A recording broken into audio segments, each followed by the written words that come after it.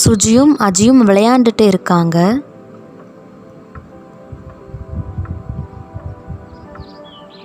அப்பா அவங்கள பார்த்துட்டு இருக்காங்க. எல்லாரும் வாங்க சாப்பிடலாம். வாங்க வாங்க, சாப்பாடு ரெடி. என்னம்மா சாப்பாடு இன்னைக்கு? வெண்டைக்காய் குழம்பும் கீரை பொரியலுங்க இன்னைக்கு. சூப்பர், சாப்பிடலாம் வாங்க வாங்க. ஆஃபீஸில் வாங்க சார், வணக்கம். உங்களுக்கு நான் என்ன உதவி செய்யணும்னு நினைக்கிறீங்க? இந்த ஃபைலில் சைன் போட்டு பாஸ் பண்ணுங்க சார். இந்த ஃபைலுங்களா? இதை நான் நேற்றுக்கே பார்த்துட்டேனே. இதில் நிறைய தவறுகளெல்லாம் இருக்குது. இதை கொஞ்சம் கரெக்டாக ப்ராசஸ் பண்ணி எடுத்துகிட்டு வாங்க, அப்புறமா நான் சைன் பண்ணுறேன். ஓகே?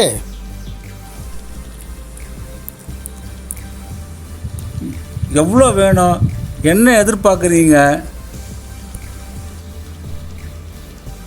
முதல்ல நீங்கள் கிளம்புங்க. எனக்கு அந்த பழக்கமெல்லாம் கிடையாது. இல்லை, அது கிளம்புங்கன்னு சொல்கிறேன்ல, முதல்ல நீங்கள் கிளம்புங்க.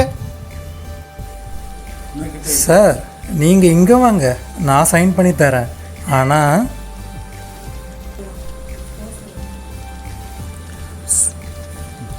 சார், புரியுது, அதை பற்றியெல்லாம் கவலைப்படாதீங்க, நல்லா கவனிச்சிடலாம். கரெக்டாக புரிஞ்சுக்கிட்டீங்க. வீட்டுக்கு போகும்போது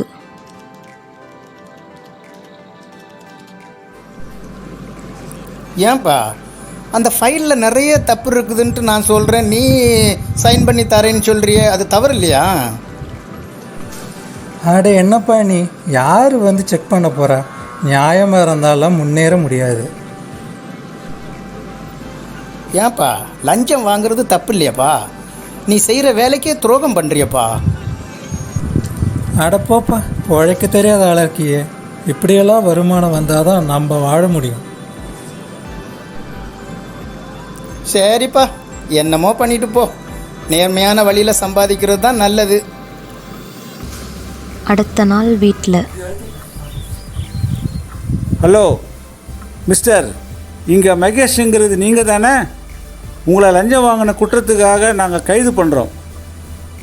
கோர்ட்டுக்கு கூட்டிகிட்டு போகிறாங்க.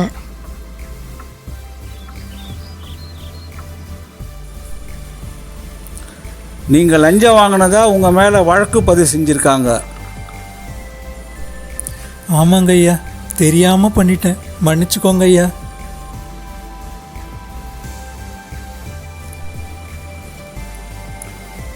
குற்றவாளியை தன் குற்றத்தை ஒப்புக்கொண்ட காரணத்தால் குற்றவாளிக்கு 1,00,000 அபராதம் விதித்து தீர்ப்பளிக்கிறேன்.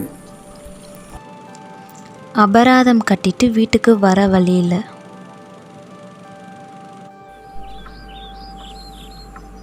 சரி, கவலைப்படாதப்பா. நான் தான் அப்போவே சொன்னேன், அதில் கையெழுத்து போடாத, அதில் நிறைய தவறு இருக்குண்டு. நீ தான் கேட்கவே இல்லையப்பா. என்னப்பா பண்ணுறது, வர சம்பளம் பத்தலை, அதான் இப்படி ஆசைப்பட்டேன். இப்போ நான் சம்பாதிச்சதெல்லாம் போயிடுச்சுப்பா.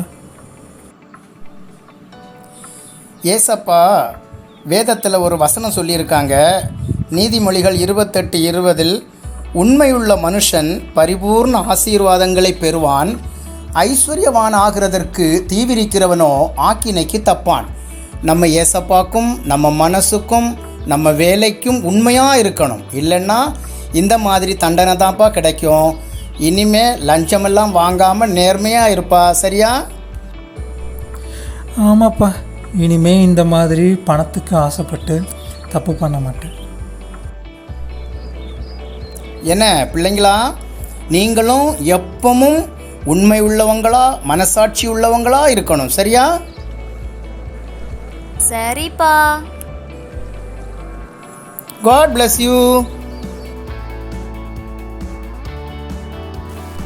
For more videos, subscribe to our channel and click the bell icon.